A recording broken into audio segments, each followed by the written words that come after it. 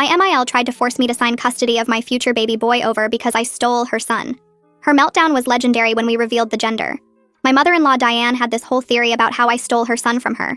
She'd tell anyone who would listen that before I came along, Trevor was the perfect son who called her every day and visited twice a week. Now he barely visits once a month because I'm holding him hostage with my manipulation. The first time she brought up her solution was at a family barbecue 3 months after our wedding. She pulled me aside while Trevor was helping his dad with the grill and said, "I've been thinking about how to make this fair. When you have a son, he'll be mine to raise. You took my boy, so you owe me another one." I actually laughed because I thought she was joking, but her face stayed completely serious. I already talked to my lawyer friend about grandparent rights. We can make it official.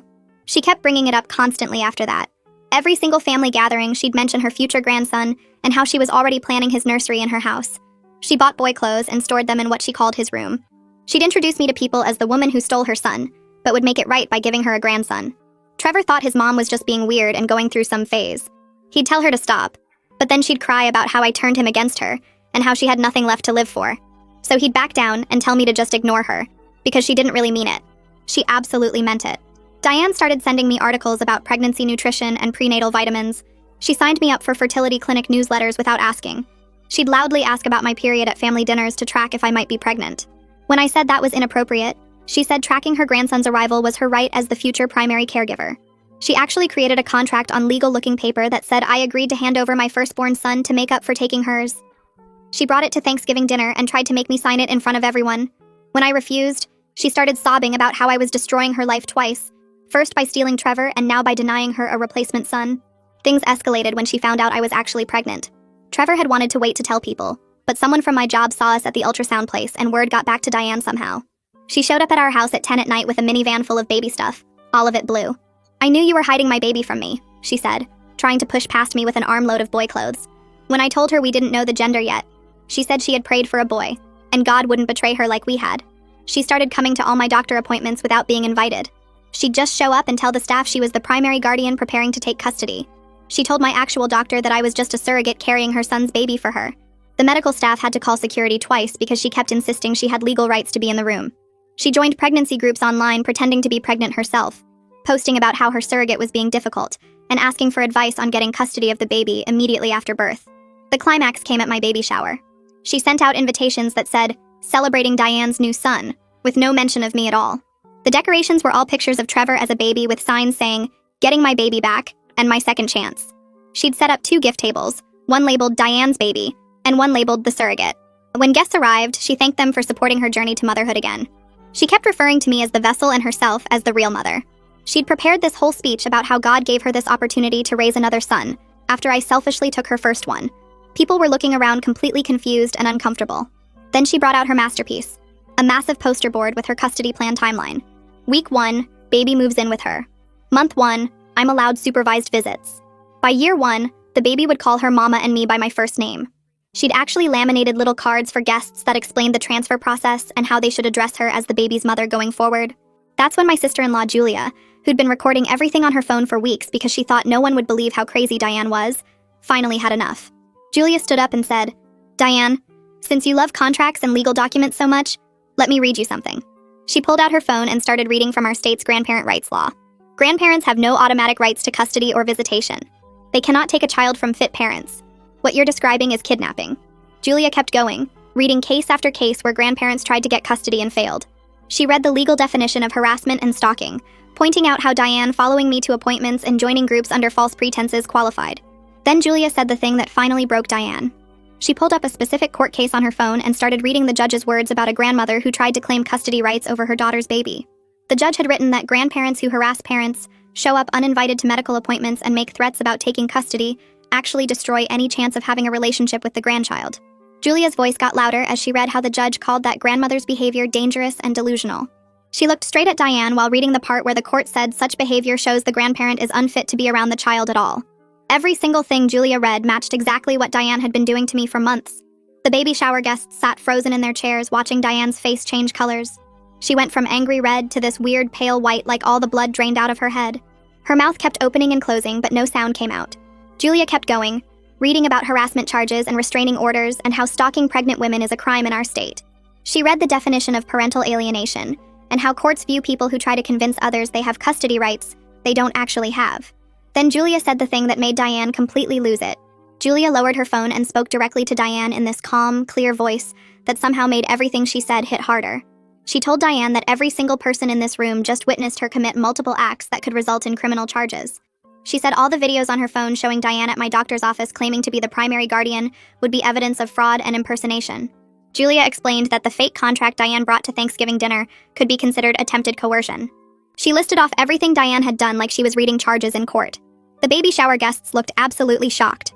Some of them had their phones out, and I realized they were recording too. Diane just stood there shaking, still holding those laminated cards about the custody transfer process. Trevor finally stood up from where he'd been sitting in the corner looking like he wanted to disappear.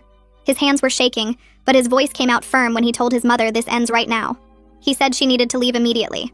Diane started crying these big, loud sobs and reached for Trevor like she used to when he was little, and she wanted him to comfort her. But Trevor actually stepped back away from her. He repeated that she needed to go, and I could see his whole body trembling, but he didn't back down this time. Diane's crying turned into screaming so fast it made several guests jump. She yelled that we were all working together against her and trying to steal her grandson before he was even born. She grabbed that poster board with the custody timeline and shook it at everyone, screaming that this was a legal plan and we couldn't stop her. She said God promised her this baby to make up for me stealing Trevor. Julia stayed completely calm and pulled out her phone again. She called the police non-emergency line right there in front of everyone. I heard her explain to the operator that someone was refusing to leave a private event after being asked multiple times and was now causing a disturbance. Diane screamed louder when she realized Julia was actually calling the cops. She started saying we'd all regret this and that her lawyer would sue everyone in the room. The guests were gathering their things and moving toward the door, clearly uncomfortable and wanting to leave. Some of them stopped to squeeze my hand or whisper that they'd help if we needed anything. Margot came over and stood next to me like a bodyguard. We waited for the police, but they were taking a while because it wasn't an emergency call. Trevor's father showed up before the police did. Julia had texted him when Diane started screaming. He walked in and took one look at that custody timeline poster still in Diane's hands. He told her she'd completely lost her mind. His voice was tired, like he'd seen this kind of thing from her before. He said if she left quietly right now, he'd drive her home and we wouldn't press charges. Diane argued with him for almost 10 minutes. She kept insisting the baby was legally hers and that she had rights. Trevor's father finally raised his voice and told her the only right she had was to leave before the police arrived and arrested her. Something about the way he said it must have gotten through because Diane finally stopped screaming. She gathered up all her blue baby clothes and that poster board. She looked at me with this expression that was half hatred and half desperation. Then she looked at Trevor and started crying again, saying he used to love her before I ruined everything. Trevor's father took her arm and guided her toward the door. She left still crying and muttering about her grandson and how unfair this all was. The second the door closed behind them, I completely fell apart. All the fear and stress from the past 3 months hit me at once. I started sobbing so hard I couldn't catch my breath. Trevor wrapped his arms around me and kept saying he was sorry over and over. He said he should have taken this seriously from the start instead of telling me to ignore his mom. He admitted he kept hoping she'd snap out of it on her own because he didn't want to deal with the conflict. I couldn't even respond because I was crying too hard and shaking. Margot brought me water and helped me sit down. The remaining guests were all hovering around looking concerned and upset. Trevor held me while I cried and kept apologizing. He said he'd been scared of losing his mom completely if he stood up to her. He said he knew that was stupid now because protecting our family had to come first. I could feel him shaking too. His mom had manipulated him his whole life with tears and guilt trips, and he'd finally broken free of it. It felt like something huge had shifted between us, even though the situation was terrible. The baby shower guests who were still there came over one by one. They told us they were so sorry we'd been dealing with this. Several people offered to write statements about what they witnessed if we needed them for legal reasons. One woman said she had photos of the poster board and the 2 gift tables labeled for Diane's baby and the surrogate. Another guest said she'd recorded part of Diane's speech about being the real mother. Everyone was being so supportive and kind. They helped gather up the gifts and take down Diane's creepy decorations. Someone found the laminated cards Diane had made and showed them to everyone. The cards actually had instructions for guests about addressing Diane as the baby's mother and referring to me by my first name only. It was disturbing to see it all written out like that. Margot stayed after everyone else left. She helped me clean up and kept checking to make sure I was okay. We threw away all of Diane's decorations and the custody timeline poster. Margot asked if I wanted her to stay the night, but I said Trevor and I needed to talk. She hugged me for a long time before leaving. That night, Trevor and I had the most honest conversation we'd ever had about his mother. We sat on the couch for hours talking about her behavior and his role in letting it continue. Trevor admitted he'd been making excuses for his mom his whole life. He said she'd always been controlling and manipulative, but he learned early to just give in because fighting her was exhausting. He told me about times when he was younger when she'd threatened to hurt herself if he didn't do what she wanted. He said he'd been terrified of being responsible for his mom's death or mental breakdown, so he'd just kept appeasing her and telling himself she didn't really mean the extreme things she said. He looked at me with tears in his eyes and said he'd put that pattern onto our situation with the baby. He'd convinced himself she was just excited and would calm down eventually. He said watching her tonight made him realize she was never going to stop on her own. She actually believed the baby was hers, and that she had legal rights to take custody. Trevor said he was scared of what she might try to do after the baby was born. We talked about getting legal protection and making sure the hospital knew not to let her anywhere near us. I told him I was scared too, but also relieved that he finally saw how serious this was. The next morning, we met with Dominic Taylor at his law office. Julia had recommended him because he specialized in family law and restraining orders. Dominic was maybe 40 with gray starting in his hair, and this calm way of talking that made me feel less panicked. We showed him all of Julia's videos from the past few weeks. He watched Diane at the baby shower presenting her custody timeline and calling me the surrogate. He looked at photos of the poster board and the laminated cards. We told him about her showing up at my doctor appointments and telling the medical staff she was the primary guardian. We explained how she'd been doing this for 3 months and it kept getting worse. Dominic took notes while we talked and asked specific questions about dates and times. He said we had really strong grounds for a restraining order based on the harassment pattern. He explained that what Diane was doing met the legal definition of stalking in our state. The videos showing her at medical appointments claiming false authority could actually be fraud charges if we wanted to pursue that. Dominic said judges take this kind of behavior very seriously, especially when it involves a pregnant woman and an unborn child. Dominic pulled up the grandparent rights law for our state on his computer. He explained that while grandparent rights do exist, they only apply in very specific situations. If parents are married and living together, and both are fit parents, then grandparents have basically no legal standing to demand custody or even visitation. The only times courts grant grandparent rights are when parents are divorced, or one parent has died, or there's proof of abuse or neglect. He said even in those cases, the grandparent has to prove they had an established relationship with the child, and that losing contact would harm the child. Diane had zero legal standing to demand custody of our baby. In fact, her behavior over the past 3 months actually worked against her ever having any kind of access to our child. Dominic said if we ever did decide to let her meet the baby someday, a judge would likely order supervised visits only based on her documented harassment and delusions. He told us the fake contract she tried to make me sign had no legal validity whatsoever. Grandparents can't contract for custody of children who aren't born yet and who have fit parents. The whole thing was completely made up in Diane's head, but she'd convinced herself it was real. We talked about our options for protecting ourselves. Dominic said we could file for a restraining order right away based on everything that had happened, but he suggested we might want to try sending a formal cease and desist letter first. The letter would be from his law office on official letterhead. It would clearly state that Diane must stop all contact with me immediately. She couldn't call, text, email, or show up at our home or my workplace or my medical appointments. She couldn't post about me or our baby on social media or in online groups. The letter would explain that her behavior constitutes harassment and stalking under state law. It would warn that if she violated any of these terms, we would immediately file for a restraining order and possibly press criminal charges. Dominic said sometimes people respond better to an official legal letter than they do to family members asking them to stop. The letter would make it crystal clear that her behavior was illegal and had to end. If she ignored the letter or violated any of the terms, then we'd have even stronger evidence for the restraining order. Trevor and I talked it over and decided to try the cease and desist letter first. We wanted to give Diane one chance to stop voluntarily before we got the courts involved. Dominic said he'd draft the letter that day and have it sent by certified mail so we'd have proof she received it. The letter arrived at Diane's house 2 days later according to the tracking number. Trevor and I tried to go about our normal routine while waiting to see if she would actually listen to the lawyer's warning. 3 nights after the letter was delivered, I woke up at midnight to the sound of someone pounding on our front door so hard I thought the wood might crack. I grabbed my phone and saw it was exactly 12:03 in the morning. The pounding got louder and then I heard Diane screaming from outside about how we couldn't keep her grandson from her and she had rights. Trevor jumped out of bed and told me to stay in the bedroom while he went to see what was happening. I could hear Diane yelling that she knew we were in there and she wasn't leaving until we gave her back her baby. My hands were shaking, so bad I could barely hold my phone. Trevor came back to the bedroom and said he was calling the police because his mom was completely out of control and he was worried she might break a window or hurt herself.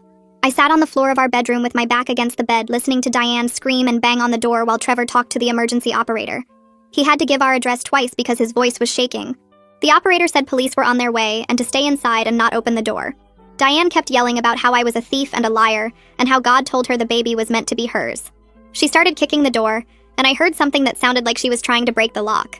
Trevor sat down next to me on the floor and put his arm around me. We could hear sirens getting closer, and then suddenly Diane stopped making noise. By the time the police knocked and identified themselves, everything had gone quiet except for the sound of someone crying on our front porch. Trevor opened the door for the 2 officers who had responded to the call.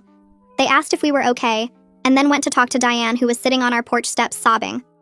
I stayed inside, but I could hear one of the officers explaining to her that she needed to leave immediately, or she would be arrested for trespassing. Diane told them we were keeping her baby hostage inside the house. The officer asked her to clarify what she meant, and she said her grandson was in there and we wouldn't let her see him. The other officer asked how old the child was, and Diane said he wasn't born yet, but he was hers. Both officers looked confused and came back to talk to Trevor. They asked him to explain the situation, and he told them about the cease and desist letter and how his mother had been harassing me throughout my pregnancy. He showed them the letter from Dominic on his phone. The officers went back to Diane and spent almost 10 minutes trying to explain that an unborn baby legally belongs to its parents and she had no right to demand access. Diane kept insisting they didn't understand, and she had talked to a lawyer about grandparent rights. One officer finally told her that she needed to go home right now, and if she came back, she would be arrested. They offered to drive her, but she said she had her car. The officers watched her get in her car and followed her for a few blocks to make sure she actually left. They came back to give us an incident report number and suggested we file for a restraining order in the morning. I barely slept the rest of that night.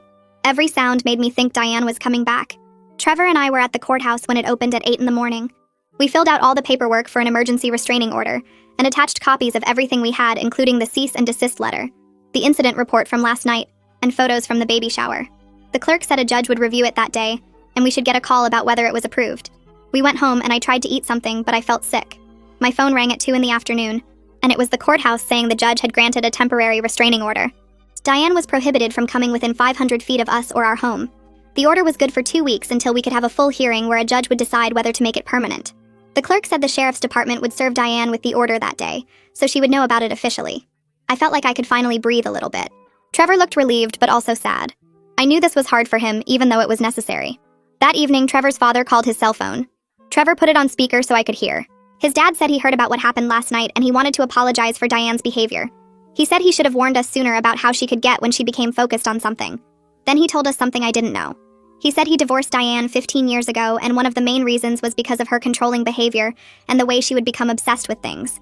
He said over the years since the divorce he had watched her get worse, and the situation with the baby had pushed her completely over the edge.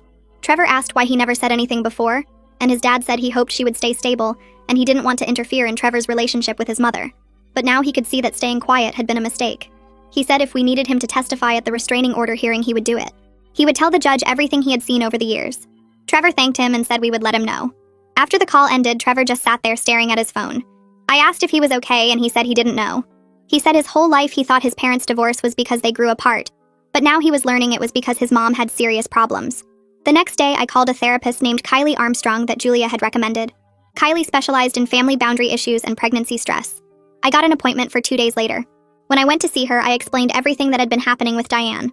Kylie listened and took notes, and then she said something that made me feel so much better. She said my fear was completely reasonable given what I had been dealing with.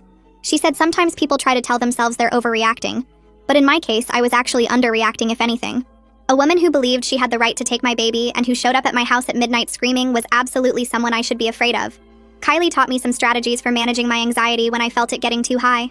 She also said the stress I was under could affect my blood pressure and the baby, so it was important I had support. We made a plan to meet once a week until after the baby was born. Having someone validate that I wasn't crazy for being scared helped more than I expected. Meanwhile, Julia was putting together a complete record of everything Diane had done. She went through all the videos she had taken on her phone over the past few weeks and created a timeline with dates and descriptions. She wrote down every incident she had personally witnessed going back months.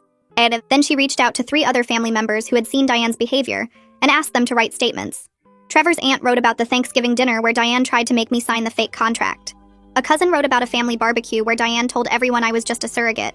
Another relative wrote about how Diane had called her asking for advice about getting custody and seemed to genuinely believe it was possible. Julia compiled everything into a folder organized by date, with printouts of the videos and all the written statements. She brought it to our house and showed us what she had put together. It was actually shocking to see it all laid out like that. The pattern of behavior was so clear when you looked at it all together. 2 days before the restraining order hearing was scheduled, I started getting emails from Diane. The first one came from an email address I didn't recognize. It said, "Please reconsider and let me be part of my grandson's life." Then another email came from a different address saying she was sorry for scaring me, but she just loved the baby so much. Then another one came that said if I didn't stop this legal action, she would have no choice but to sue for grandparent rights. Over the next 6 hours, I got 23 emails from different accounts. Some of them were begging and apologizing. Others were angry and threatening. One said she had already talked to 3 different lawyers about her case. Another said she was the baby's real mother, and I was just carrying him for her. I forwarded every single email to Dominic as they came in. He said this was actually good for our case because it showed Diane couldn't control herself even with a temporary restraining order in place. He forwarded everything to the police and they added it to the file. Diane was creating more evidence of her inability to respect any boundaries. The restraining order hearing was in a small courtroom with just us, Diane, the judge, and a court clerk. Dominic presented all our evidence, including Julia's videos, the photos from the baby shower with the custody timeline poster, and the police report from the midnight visit. The judge watched the videos on a laptop, and you could see his expression getting more serious as he went through everything. Diane tried to interrupt and say she was just an excited grandmother being kept from her grandson. The judge held up his hand and told her to wait her turn. When Dominic finished presenting everything, the judge asked Diane if she wanted to respond. She stood up and started talking about how she had raised Trevor by herself after the divorce, and now I had stolen him from her. She said all she wanted was a chance to be a grandmother, and we were being cruel by keeping her away. The judge stopped her and said this wasn't about normal grandparent access. He said the evidence showed harassment and stalking behavior, not grandmotherly excitement. He said showing up at someone's house at midnight screaming was not appropriate under any circumstances. The judge said he was granting a restraining order for 1 year. Diane was not allowed to contact either of us directly or indirectly. She couldn't come to our home or our workplaces. She couldn't post about us or our baby on social media. She couldn't send emails or letters or have anyone else contact us on her behalf. If she violated any part of the order, she would be arrested immediately. Diane started crying and said this wasn't fair. The judge said he understood this was difficult, but her behavior had left him no choice. He said if she could demonstrate over the next year that she could respect boundaries, then we might consider supervised visits in the future, but that was entirely up to us. He warned her that if she violated this order even once, she would face criminal charges. The clerk gave us both copies of the order and we left the courtroom. I felt this huge sense of relief that someone in authority had finally told Diane no in a way she couldn't ignore. We walked out to the parking lot and got in the car. Trevor sat in the driver's seat but didn't start the engine. He just put his head down on the steering wheel and started crying. I had never seen him cry like that before. His whole body was shaking. I put my hand on his back and waited. After a few minutes, he said he felt like he was losing his mom. I told him his mom had made choices that led to this, and we were just protecting ourselves. He said he knew that, but it still hurt. He said his whole life he thought his mom loved him, and now he was realizing she had been controlling and manipulative the whole time. He said he felt stupid for not seeing it sooner. I told him it wasn't his fault, and that recognizing the truth now was what mattered. We sat in that parking lot for 20 minutes while Trevor cried and I held him. Finally, he said we should go home. He said this was painful but necessary, and he knew we were doing the right thing for our family. I said we would get through this together. He started the car and we drove home knowing we finally had legal protection, but also knowing the cost of getting it had been high. The next few days felt strange, like we were living in this bubble where we could finally breathe, but also waiting for something else to happen. Trevor went back to work, and I tried to focus on the pregnancy instead of constantly looking over my shoulder. We talked one night about whether we wanted to find out the baby's gender, and Trevor said he was ready if I was. I realized I wanted to know, wanted to celebrate this baby without Diane's fantasy hanging over everything. We called Margot and asked if we could do a small gender reveal at her place the following weekend, just our closest people who had supported us through all of this. She got excited and said she would make a cake and we could keep it simple and happy. We invited Julia and her family, Trevor's father, and a few of our friends who knew what we had been dealing with. The morning of the party, my doctor's office called with the results, and I gave them to Margot, so she could make the cake the right color. Trevor and I spent the day trying not to think about what the answer would be, just focusing on the fact that we got to find out together without anyone trying to take over the moment. We arrived at Margot's house around 2 in the afternoon, and everyone was already there. The living room decorated with simple yellow and white balloons, since we hadn't told anyone the gender yet. Margot brought out this beautiful cake covered in white frosting with question marks piped on top, and everyone gathered around with their phones ready to record. Trevor and I held the knife together and cut into the cake, and when we pulled the slice out, the inside was bright pink. Everyone started cheering and hugging us, and Julia was crying happy tears while her kids jumped around excited about having a cousin. Trevor pulled me close and whispered that he was so happy, and I felt this weird mix of pure joy about our daughter, and also this massive relief that Diane's whole fantasy was based on something that wasn't even real. She had spent months planning to take custody of a grandson who didn't exist. Julia came over while we were eating cake and said Diane was probably going to lose her mind when she found out it was a girl, since her entire custody plan was specifically about replacing Trevor with a grandson. We all laughed, but I felt anxious too, wondering how Diane would react when she eventually learned the truth. Trevor's father was quiet for a bit. Then he pulled Trevor aside and asked if he could share the news with Diane. He said maybe knowing it was a girl would help her accept reality and move on from this obsession. Trevor looked at me, and I didn't know what to say. So we told his father we needed to check with Dominic first to make sure it wouldn't violate the restraining order. We called Dominic that evening and explained the situation, and he said technically it wouldn't be a violation if Trevor's father chose to tell Diane information he learned on his own. He warned us that Diane might still try to contact us about it, and if she did, we should document everything and report it immediately. Trevor's father said he would tell her the next day and let us know how it went. 3 days later, he called Trevor and said he had shown Diane a photo from the gender reveal that Julia sent him. At first, Diane refused to believe him and insisted he was lying to protect us. When he showed her the photo of us cutting into the pink cake, she had a complete meltdown. She threw her phone across the room and started screaming that we had known all along and deliberately led her on just to hurt her. Trevor's father said he had never seen her that angry, that she was convinced we had somehow paid off the ultrasound technician to lie about the gender just to humiliate her. He said she ranted for over an hour about how we were evil and cruel, and she would find a way to prove we were lying. The next morning, I woke up to 17 new emails from an account I didn't recognize. They were all from Diane, sent between 2 and 5 in the morning, and they were completely unhinged. She wrote that she knew we had always known it was a girl, and we strung her along on purpose. She said we probably paid the doctor to fake the ultrasound results just to torture her. She claimed we were going to pay for what we did to her, that karma would come for us, that God saw what we were doing. The emails got more and more disconnected from reality as they went on, talking about how we stole her son, and now we were stealing her chance at redemption. I forwarded all of them to Dominic, and he said to send them to the police right away as restraining order violations. We drove to the police station and showed an officer everything, and he said he would go to Diane's house that day to give her a formal warning. He said one more contact attempt and she would be arrested immediately. Trevor's father called that afternoon and said the police had been there, and Diane was scared enough that she finally seemed to understand she had to stop. He said she deleted all her email accounts and promised she wouldn't try to reach us again. The officer called us later to confirm the warning was delivered and Diane understood the consequences. After that, Diane went completely silent. No emails, no calls, no showing up anywhere. Trevor's father said she barely left her house for a week, just stayed inside and didn't talk to anyone. The silence was almost as weird as the harassment had been, like we kept waiting for the next thing to happen. But weeks went by and nothing did. I could go to my doctor appointments without checking the waiting room for her face. I could go to the grocery store without worrying she would corner me in an aisle. The last 2 months of my pregnancy were peaceful in a way I hadn't experienced since before Diane found out I was expecting. Trevor and I took a childbirth class at the hospital on Tuesday evenings, learning breathing techniques and labor positions. The other couples in the class would talk about their families and who was coming to visit after the baby arrived, and we would just smile and not mention that we had a restraining order against Trevor's mother. I kept seeing Kylie every other week, and we worked on strategies for protecting our boundaries after the baby came. She helped us create a clear plan for who could visit and when, what information we would share on social media, how we would handle anyone who tried to push our limits. Trevor practiced saying no without explaining or justifying, just a simple no that didn't leave room for argument. We decided together that we wanted to keep the baby's birth completely private from extended family until we were ready to share the news ourselves.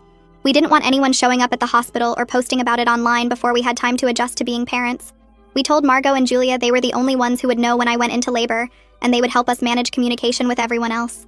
Margot said she would bring us food and supplies but wouldn't overstay her welcome, and Julia promised to run interference if anyone started asking questions. We felt ready, or as ready as anyone can feel before their first baby arrives. The nursery was finished with soft yellow walls and white furniture, clothes washed and folded in the dresser, car seat installed and inspected. We had done this without Diane trying to take over every decision, without her showing up with blue outfits and custody demands. Our daughter would come home to a peaceful house with parents who knew how to protect her, and that felt like the best gift we could give her. I woke up at 2 in the morning 3 days before my due date with my water breaking all over our bed. Trevor jumped up and started grabbing the hospital bag we'd packed weeks ago, while I called Margot to let her know it was happening. The contractions started getting stronger during the 20-minute drive to the hospital, and Trevor kept one hand on the wheel and one hand holding mine while he called Margot again to activate our communication plan. When we got to the maternity ward, the nurse checked my file and I saw her make a note on her computer before she picked up the phone. She told someone that the patient with the security alert had arrived and they needed someone at the desk right away. A security guard showed up within 5 minutes, and the nurse explained to us that they'd flagged Diane's name and description in the system, so if anyone matching her information tried to get up to our floor, security would stop them before they reached the maternity ward. The next 12 hours were the hardest physical thing I'd ever done, but Trevor stayed right next to me the whole time, letting me squeeze his hand until I thought I might break his fingers. When Kendall finally arrived at 2 in the afternoon, tiny and perfect and screaming, the nurse put her on my chest and I couldn't stop crying. Trevor was crying too when he got to hold her for the first time, just staring at her face like he couldn't believe she was real. We spent those first few hours just being together as our new family of 3, taking a million photos on our phones but not sending them to anyone yet. The nurses kept the door closed and only came in when necessary, giving us privacy to just be with our daughter without the world knowing she'd arrived yet. On day 2 in the hospital, a nurse came in during her morning rounds and mentioned something while checking my blood pressure. She said someone had called the main hospital line earlier asking about patients matching our description, but hospital policy didn't let them confirm any patient information to anyone not on our approved visitor list. The nurse said the caller had been a woman who sounded older and kept insisting she was the grandmother and had rights to know if her grandson had been born. We looked at each other and knew immediately it was Diane, but she never actually showed up at the hospital in person. The security guard told us later that they'd been watching for her specifically, and she must have realized the restraining order meant she'd be arrested if she tried to come inside. That night, I finally relaxed enough to sleep for more than an hour at a time, knowing that Diane couldn't get to us or Kendall no matter how hard she tried. We brought Kendall home after 2 days when the doctor cleared us to leave. Margot had already been to our house that morning to make sure everything was ready and check that there were no signs anyone had been around our property. She'd put fresh sheets on our bed and stocked the fridge with easy meals and left a note on the counter welcoming us home. The next few weeks were completely exhausting in ways I hadn't imagined, learning how to change diapers and figure out why Kendall was crying and function on 2 hours of sleep at a time. But it was also kind of magical because we got to do it without anyone showing up uninvited or criticizing our choices or trying to take over. Trevor's confidence as a dad grew every day as he learned to calm Kendall down when she was fussy and give her bottles when I needed to sleep. We took walks around the neighborhood with Kendall in her stroller and went to her pediatrician appointments without worrying that someone would be waiting in the parking lot. It felt like what becoming parents were supposed to feel like, just us figuring things out together without constant interference. 3 weeks after Kendall was born, Trevor's father sent a text asking if he could meet his granddaughter. We talked about it for a few days and then discussed it with both Kylie and Dominic to make sure we were making a safe choice. They both said that supervised visits with clear boundaries were reasonable, as long as we felt comfortable, and Trevor's father had proven over the past months that he could respect our limits. We agreed to have him come to our house on a Saturday afternoon with the understanding that the visit would be short, and he couldn't take any photos to share with Diane. When he arrived, he brought a simple gift, a soft stuffed bunny, and asked permission before picking Kendall up. He held his granddaughter gently for about 20 minutes, talking to her softly, and not asking us invasive questions about our parenting, or making demands about future visits. When Kendall started getting fussy, he handed her back to me right away, and thanked us for letting him meet her before leaving exactly when we'd agreed the visit would end. Trevor seemed relieved after his dad left, like maybe it was possible to have some family relationships that worked even after everything with Diane. We waited until Kendall was 6 weeks old before sharing her birth announcement on social media with strict privacy settings that only let our approved friends see the post. The announcement included one photo of Kendall sleeping in her bassinet, and a clear statement that we'd be sharing photos and updates on our own timeline, and we asked everyone to respect our privacy by not sharing our posts elsewhere. Within an hour, several family members commented with congratulations and genuine happiness, and everyone seemed to understand and respect our boundaries about keeping things private. My parents commented that they couldn't wait to meet her when we were ready, and Julia wrote that Kendall was beautiful, and she was proud of us for protecting our family. It felt good to share our joy with people who actually cared about us, and not just about getting access to our baby. 2 weeks after we posted the announcement, Trevor's father called to say that a letter had arrived at his house addressed to both of us. He offered to open it and read it to us over the phone, and when we agreed, he said it was from Diane. The letter was surprisingly calm compared to everything before, just congratulating us on Kendall's arrival and saying she understood why we'd set the boundaries we had.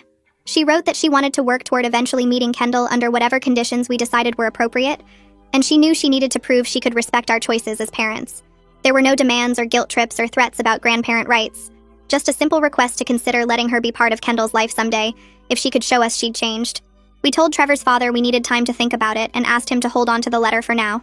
That night after Kendall went to sleep, Trevor and I sat at the kitchen table trying to figure out if Diane's letter meant genuine change or if it was just a new way to manipulate us. We called Dominic the next day and then had a video session with Kylie to talk through what the letter might mean. Kylie said that sometimes people do actually change when they face real consequences and lose something important to them, and the restraining order plus the reality that Kendall was a girl instead of the grandson Diane had obsessed over might have finally forced her to accept things.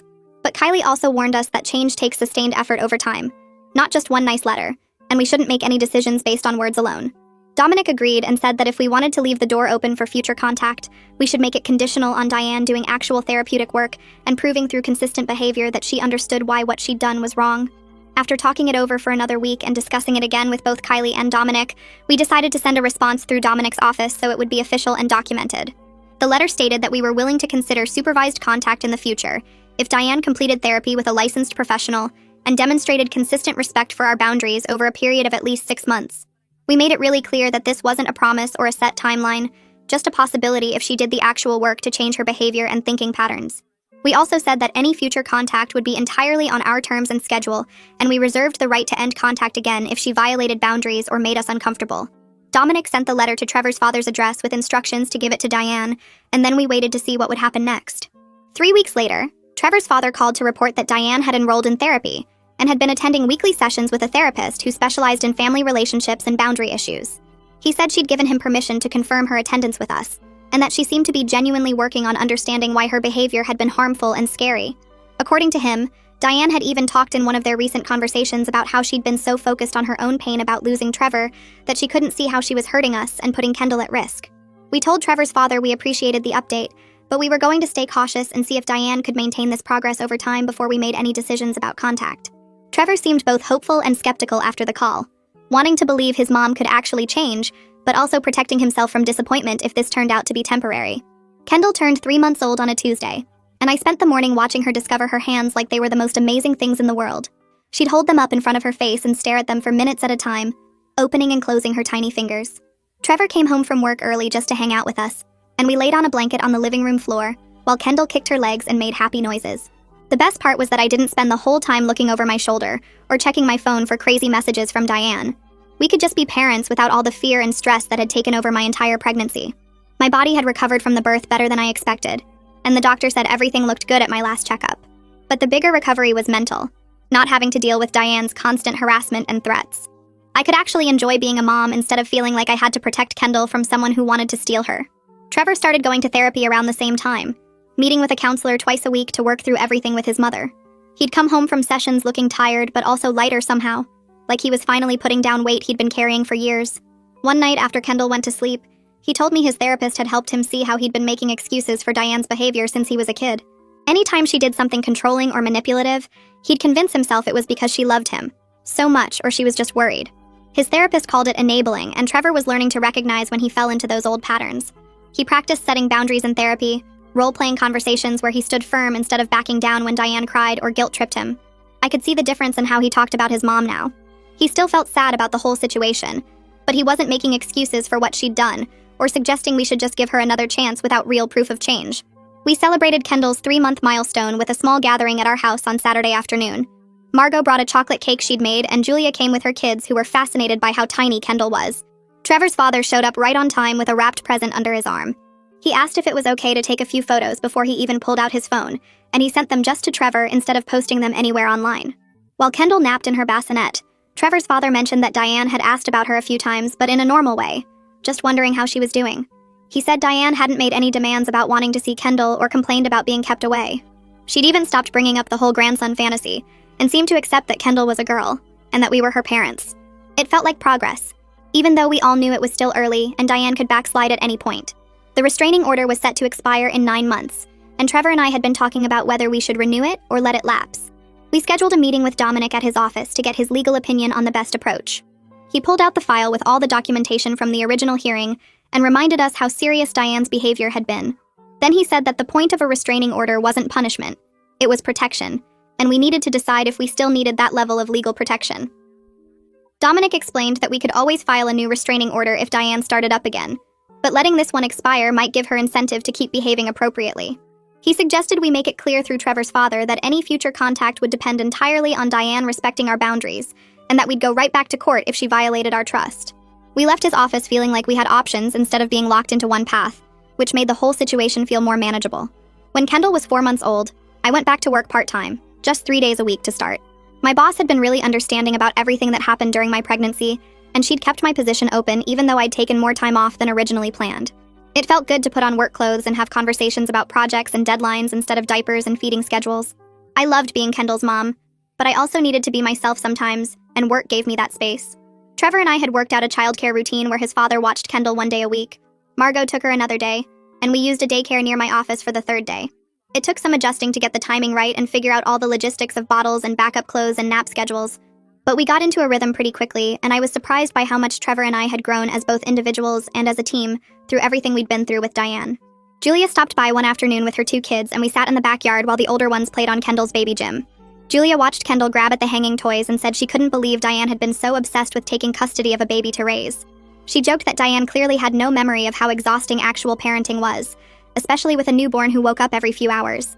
We pulled up photos on Julia's phone of that baby shower with the custody timeline poster, and we laughed at how completely insane the whole thing looked now. The laminated cards explaining the transfer process, the 2 gift tables, the signs about getting her baby back. Julia said she still had all the videos saved in 3 different places in case we ever needed them for legal purposes. We talked about how the situation hadn't been funny at all when we were living through it, how scared I'd been that Diane might actually try to take Kendall from the hospital or show up at our house in the middle of the night.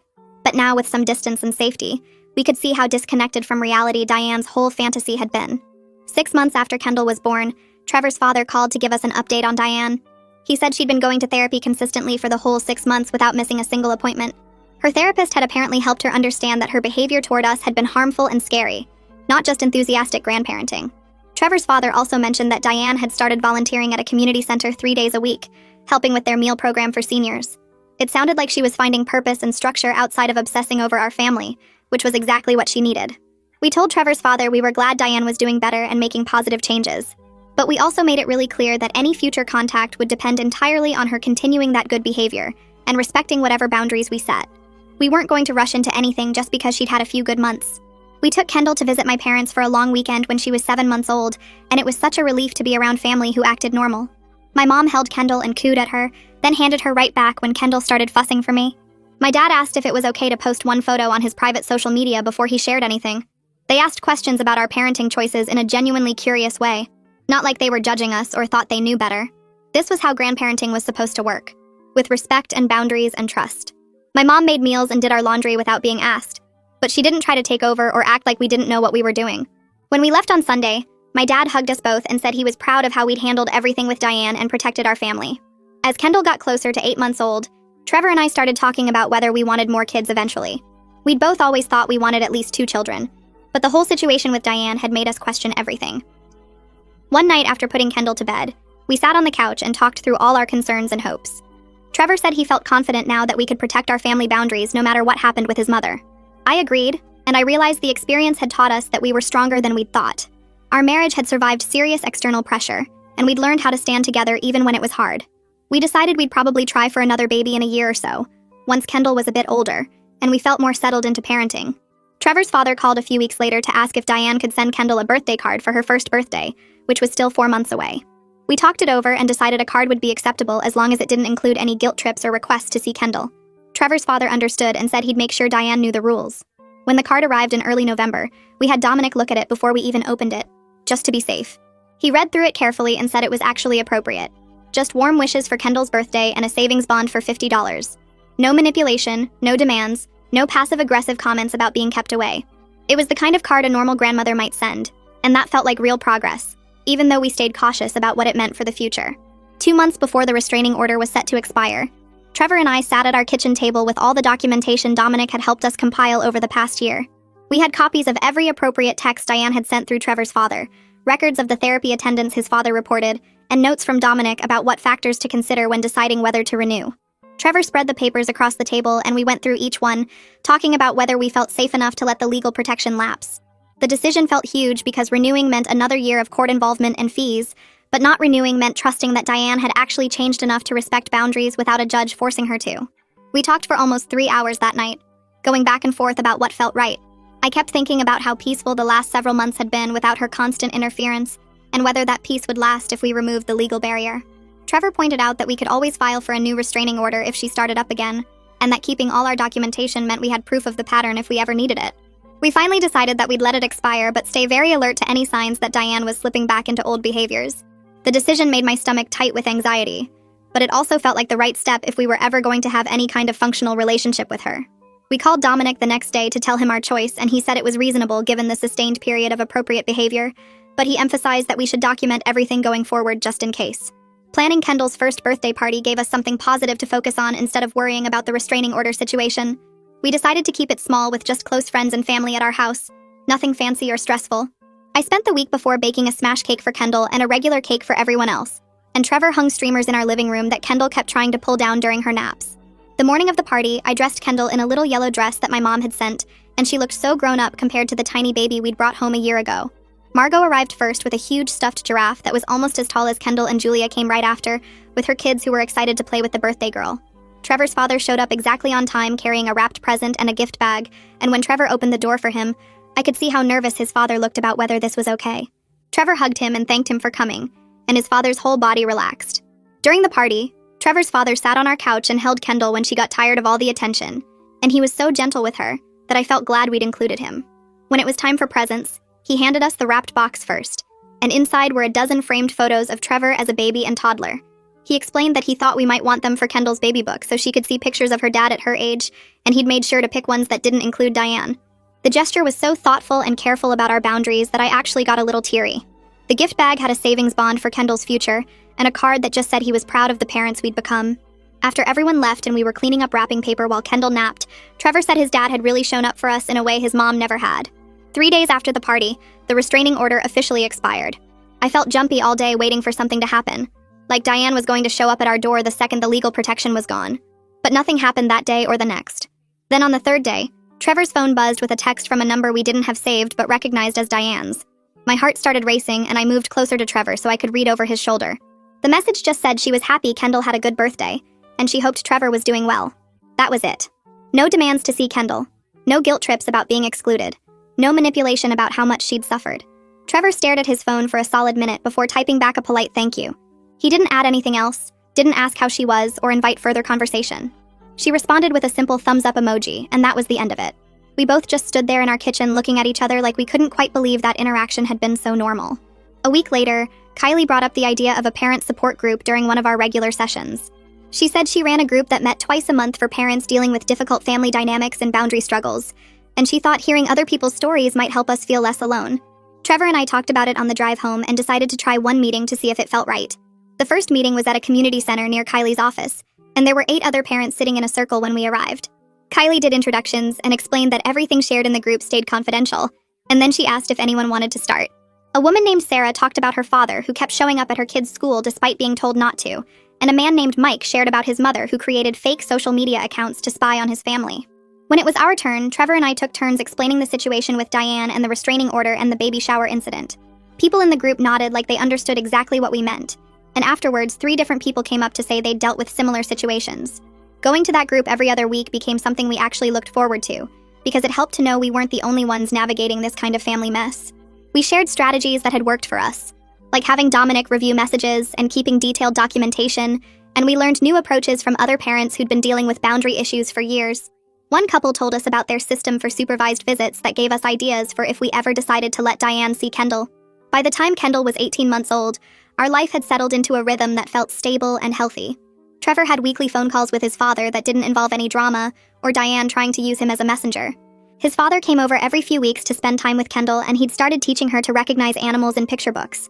Trevor told me one night that his relationship with his dad was better now than it had been in years because they'd both learned to have boundaries with Diane instead of just managing her chaos. I'd gone back to work part-time and found a daycare we loved where Kendall was thriving and making little toddler friends. Our house felt peaceful in a way it never had during my pregnancy, when I was constantly stressed about Diane's next move. We had date nights again and talked about things other than legal strategies and safety plans.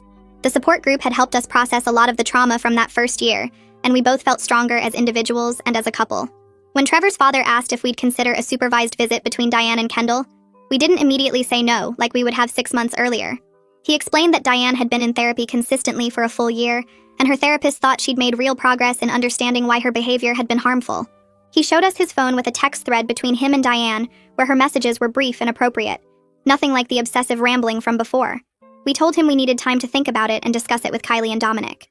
In our next therapy session, Kylie helped us work through our fears about letting Diane near Kendall and our hopes that maybe she really had changed enough to have some kind of relationship. We made a list of conditions that would need to be met for us to feel safe, including that the visit had to be at a neutral public location. Trevor's father had to be present the whole time, and it could only last an hour. Dominic reviewed our conditions and said they were reasonable and gave us good protection. We told Trevor's father we'd agree to one visit under those specific terms, and if Diane violated any boundary, there wouldn't be a second chance. The visit happened at a park near Trevor's father's house on a Saturday morning when the weather was nice. We arrived first and picked a picnic table in a visible area where other families were around. Trevor held Kendall on his lap while we waited, and I could feel how tense he was, even though he was trying to act calm. When Diane walked up with Trevor's father, she looked smaller than I remembered, less threatening somehow. She sat down across from us and said hello in a quiet voice, not reaching for Kendall or making demands. For the first few minutes, nobody really knew what to say. Trevor's father asked Kendall if she wanted to see the ducks, and that broke some of the awkwardness. Diane watched Kendall toddle around near the pond and made a few comments about how pretty she was, but she didn't try to pick her up or call herself grandma or anything that would have crossed our boundaries. When Kendall brought a stick back to the table, Diane smiled but waited for Kendall to approach her instead of grabbing at her. The whole visit felt stiff and uncomfortable, but it wasn't the nightmare I'd been afraid of. Diane asked Trevor a couple questions about his job and told me my hair looked nice, just normal small talk that didn't veer into manipulation territory.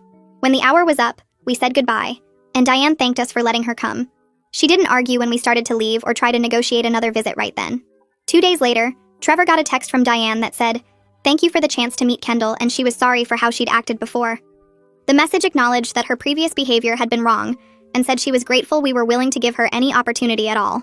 Trevor showed me the text, and we both studied it, looking for hidden manipulation or guilt trips, but it really did seem genuine. He sent back a brief response saying he appreciated her acknowledgement and we'd be in touch. Over the next few months, we did 3 more supervised visits with the same conditions, and Diane managed to behave appropriately at each one. She never tried to hold Kendall without asking, never took photos without permission, never made comments about deserving more time or access. Trevor's father reported that she still went to therapy and had joined a volunteer program at a senior center, finding ways to feel purposeful that didn't involve obsessing over our family. We stayed careful and watchful, ready to shut things down if she started slipping back into old patterns, but she seemed to understand that these visits only continued if she respected our rules. The visits happened every 6 to 8 weeks depending on our schedule, always supervised and always on our terms. One night after Kendall was in bed, Trevor and I sat on our back porch and talked about how different everything was from that terrifying day at the baby shower. We'd gone from me being scared to go to doctor appointments to having a system that actually worked for our family. Trevor said he was proud of how we'd protected Kendall and ourselves while still leaving room for his mom to change if she was willing to do the work. I agreed that we'd gotten something better than a fairy tale ending where everyone forgave each other and pretended nothing bad had happened. Instead, we had a realistic system with clear boundaries and consequences, where Kendall's safety and our peace of mind came first. We didn't have to trust Diane completely or let our guard down, but we also didn't have to cut her off forever if she was willing to respect our family. Kendall was almost 2 years old now, and she was such a happy kid, always laughing and exploring and feeling secure in our love. She had relationships with my parents who visited regularly and spoiled her appropriately, with Trevor's father who read her stories and took her to feed ducks, and with Margot and Julia who were like aunts to her. She had limited supervised contact with Diane, who was learning to be a grandmother within boundaries instead of trying to be a replacement mother. That was what mattered most in the end, that Kendall grew up knowing she was protected and loved, and that her parents would always put her well-being first. About a year and a half after that conversation on the porch, I found out I was pregnant again. We waited until the 12-week mark to tell anyone, and this time we got to share the news on our own terms without anyone finding out early or showing up uninvited. Trevor posted a simple announcement on social media with a picture of Kendall holding a sign that said, "Big Sister," and we waited to see how people would respond. My parents called right away to congratulate us and ask how I was feeling. Julia sent a bunch of excited texts with heart emojis. Trevor's father called that evening to say he was thrilled and asked if we needed anything. And Diane sent a text the next morning that just said, "Congratulations on your growing family," which was exactly the kind of response we'd hoped for. No demands for information about the gender. No plans for taking over. No mentions of what she deserved or was owed. Just a normal grandmother response that respected our boundaries. Trevor showed me the text, and we both felt this huge sense of relief that we didn't have to brace for drama or manipulation this time around. The rest of the pregnancy was so different from the first one that it almost felt surreal. I went to every appointment without looking over my shoulder or worrying that Diane would show up. I joined pregnancy groups online under my real name without fear that she was lurking in them pretending to be pregnant herself. We picked out baby stuff and decorated the nursery without anyone trying to claim ownership of our decisions. Trevor came to every ultrasound, and we found out together that we were having another girl, and his only reaction was pure joy, without any worry about how his mother would respond. We told our families about the gender through a simple group text, and Diane replied with a short message saying she was happy for us. No meltdown about it not being a boy. No conspiracy theories. Just appropriate grandparent behavior. I kept waiting for the other shoe to drop and for Diane to start inserting herself or making demands, but it never happened. She stuck to the boundaries we'd established and only reached out occasionally with brief check-ins that Trevor would respond to politely. The peaceful pregnancy gave me space to actually enjoy being pregnant instead of spending all my energy on anxiety and protection mode. I could focus on Kendall and preparing her to be a big sister. Trevor and I took a childbirth refresher class and talked about how we wanted things to go differently this time with visitors and announcements. We made plans for Kendall to stay with my parents when I went into labor so she wouldn't be scared or confused. Everything felt manageable and calm in a way that the first pregnancy never got to be. Trevor was so much more present and engaged without the constant weight of his mother's expectations hanging over him. He wasn't torn between protecting me and appeasing Diane anymore. He could just be excited about becoming a dad again without guilt or conflict. We talked about baby names without anyone trying to claim naming rights. We planned the nursery layout without anyone insisting they knew better. We made decisions together as partners and parents without outside interference. When I went into labor with our second daughter, Sophia, we followed our plan, and my parents picked up Kendall before we headed to the hospital. The birth went smoothly, and Sophia arrived healthy after just 8 hours of labor. We spent the first day in the hospital as just our family of 4, taking pictures and videos and letting Kendall meet her baby sister. On the second day, we posted a simple birth announcement with Sophia's name, weight, and length, along with a photo of the girls together. The responses came in quickly from family and friends. My parents visited that afternoon and brought Kendall to see us again. Trevor's father came by that evening with a gift basket, and spent an hour holding Sophia and reading to Kendall. And Diane sent a text saying congratulations on Sophia's arrival, followed by a message saying she'd sent a gift card to our email. That was it. No demands to visit. No attempts to show up at the hospital. No claims about her rights or what she deserved. Just appropriate responses that respected the boundaries we'd worked so hard to establish. When we brought Sophia home, Trevor's father asked if he could visit the following weekend, and we said yes because he'd proven over and over that he understood and respected our rules. He came over on Saturday afternoon, held Sophia gently, played with Kendall, and left after a couple hours without overstaying or pushing for more access. Life settled into a new normal with 2 kids under 3. Kendall adjusted to being a big sister with some typical toddler jealousy, but mostly excitement about helping with the baby. Trevor and I figured out how to manage 2 different sleep schedules and twice as many diapers and all the chaos that comes with adding another child. And through it all, the boundaries we'd established with Diane held. She didn't try to push for more contact or guilt trip us about keeping her away from the girls. She sent appropriate birthday cards and holiday gifts. She responded to the occasional photos Trevor sent with brief thank you messages. There were still moments of tension when she'd send a text that felt slightly off, or when we'd hear through Trevor's father that she'd said something about wishing she could see the girls more. But those moments were manageable because we had systems in place, and we knew how to shut things down if needed. We didn't have a perfect fairy tale family where everyone got along and all past hurts were forgotten. We had something more realistic and sustainable. A family structure with clear boundaries and consequences where everyone knew the rules. Kendall and Sophia were growing up in a home where their parents protected them first and modeled what healthy relationships looked like. They had grandparents who loved them appropriately and respected their parents' authority. They had stability and security, even if the extended family dynamics weren't always smooth. And that was enough. That was actually better than pretending everything was fine when it wasn't. We'd done the hard work of establishing boundaries and sticking to them even when it was painful and difficult. We'd protected our family without completely cutting off the possibility of limited contact if Diane continued to respect our rules.